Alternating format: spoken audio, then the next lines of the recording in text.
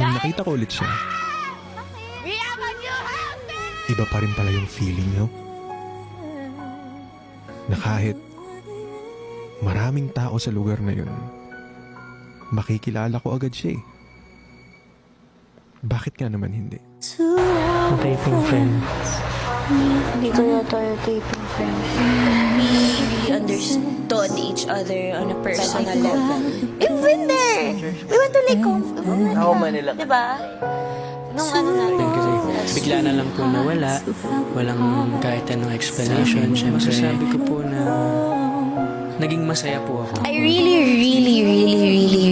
really cared about him. To seeing him here again, parang I was just scared to start again. Sana ma-embrace natin yung sa reconnect. Alam mo yun? Hoping dumating yung day na yun talaga. Kasi siguro talaga makakaintindi sa akin dito.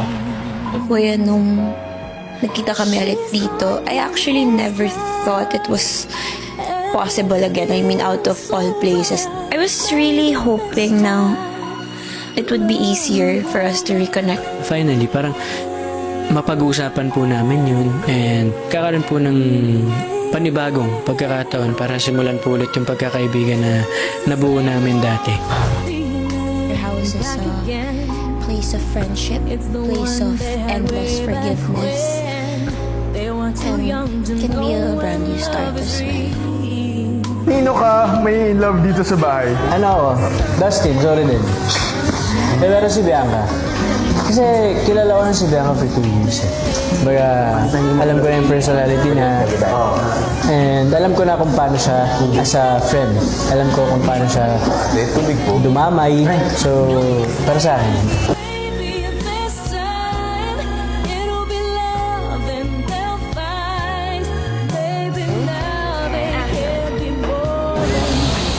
I wanna get to know you more as a person, not like ako actor,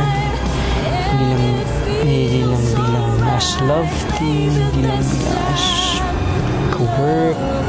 So I really wanna get to know you more.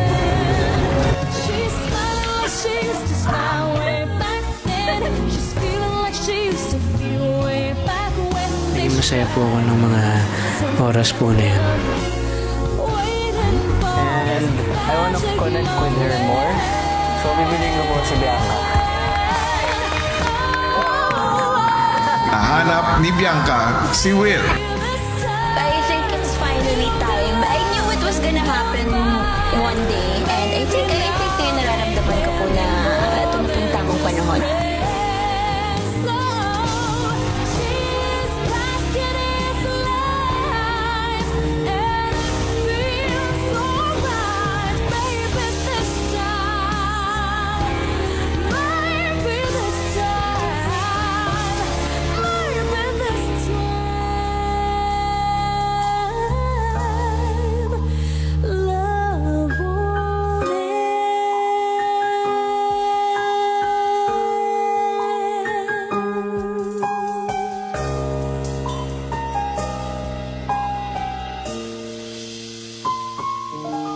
Pero gusto ko lang sabihin din talaga.